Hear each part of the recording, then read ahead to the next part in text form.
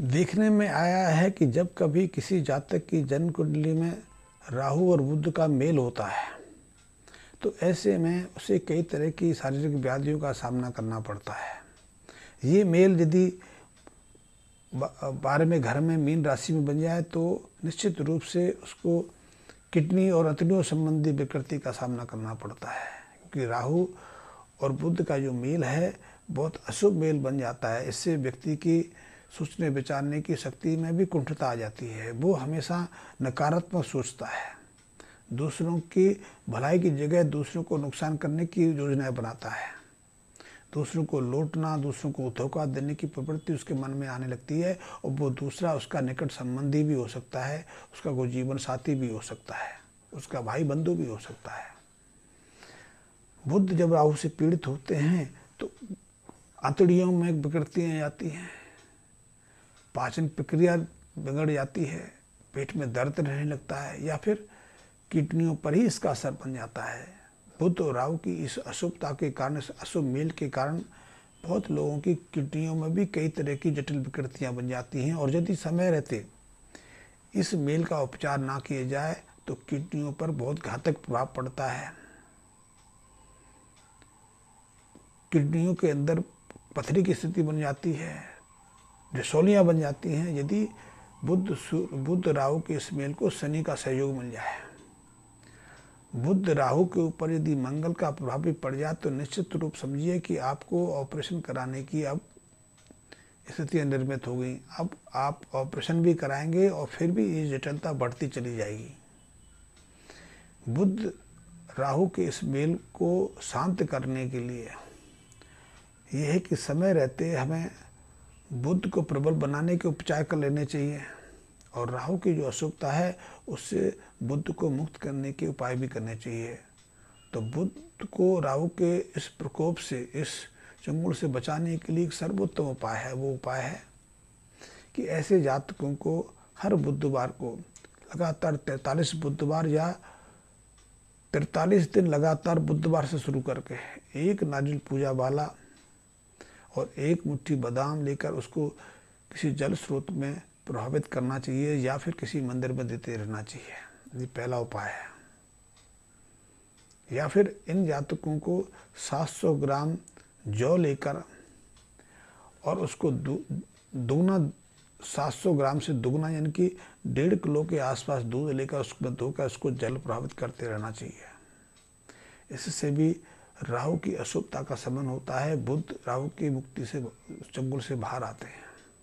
तो यदि किसी व्यक्ति को अंतड़ियों की व्याधि है, आंत संस्थान में किसी तरह की विकृति बनी रहती है, दर्द की बनी रहती है और दर्द का निदान नहीं होता, वो डॉक्टर बदलते रहते हैं, डॉक्टर इलाज पे इलाज करते रहते हैं, लेकिन फिर भी उसकी व्याधि में किसी तरह की कमी नहीं आती, तो बुध राहु के इस मेल में इस उपाय को करने से वो विकृति दूर हो जाती है, वो पीड़ा का शमन हो जाता है। इसके साथ में राहु की अशुभता से बचने के लिए आप मंगल को प्रबल करने के लिए एक उपाय और कर सकते हैं। वो उपाय है कि आप अपने घर में कांसे के एक पात्र में कांसे का एक बर्तन लें और उसमें साबुत मूंग के 11 दाने रख के उसे अपने दाहिने सिरहाने उसको स्थापित कर दें। इससे भी राहु का प्रकोप आपके जीवन से थोड़ा दूर हो जाएगा। और बुध को प्रबल बनाने के लिए आप बुध का रत्न धारण कर सकते हैं या फिर साबुत मूंग रात्रि समय पानी में भिगो के रख दें और प्रातः काल उसको पक्षियों खिलाते रहें। इस उपाय से भी बुध राहु के इस प्रकोप का शमन हो जाता है और आपकी जो पाचन तंत्र संबंधी जो व्याधि है, आपकी किडनियों से मूत्र संस्थान संबंधी जो विकृति है, जो पीड़ा है, उसका शमन हो जाता है। क्योंकि यदि समय रहते इस पीड़ा पर आप ध्यान नहीं देंगे, आप दवाइयाँ सेवन करते रहेंगे या और चीज़ों का प्रयोग करते रहेंगे तो अंदर ही अंदर ये व्याधि बढ़ती चली जाती, जटिल रूप धारण करती चली जाती है। ऐसे में डॉक्टर लोग आपको ऑपरेशन का परामर्श देने लगते हैं और उससे स्थिति नियंत्रण में नहीं आती, बल्कि आपकी जो आयु है निर्धारित होने लगती है। जैसे कि मैं आपको उदाहरण स्वरूप बताऊं, आजकल कैंसर की व्याधि बहुत तेजी से बढ़ रही है। कैंसर जैसी व्याधि का कोई अस्तित्व आज से कोई 50-60 साल पहले नहीं था।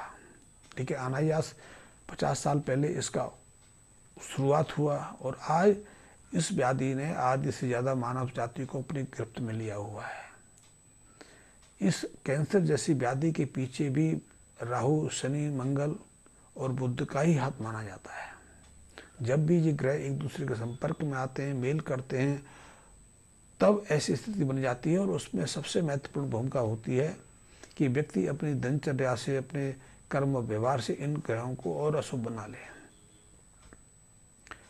तो उसमें एक कारण है कि हम अनाप शनाप रसायन आधारित दवाइयाँ खाते सेवन करते रहें, क्योंकि दवाइयाँ भी शनि और राहु को क्रोधित करने का कारक बनती हैं, क्योंकि इनमें भी कई तरह के ऐसे विषैले तत्व रहते हैं। और विषैले तत्व का अर्थ है शनि और राहु का मेल।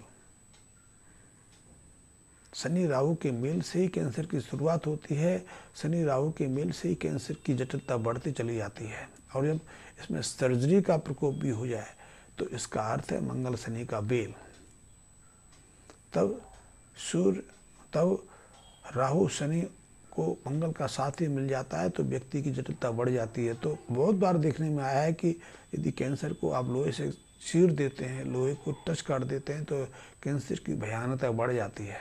इसलिए एक समय था जब बहुत सारे सर्जन कैंसर को टच करना नहीं पसंद करते थे, कैंसर को काटना पसंद नहीं करते थे, क्योंकि काटा तो कैंसर की जो प्रकोप है और अंगों में फैल जाता है। आज भी देखने में आता है कि जब कैंसर का ऑपरेशन किया जाता है तो उसके 6 महीने के बाद कैंसर एक अंग की जगह सारे शरीर के अंगों में फैल जाता है।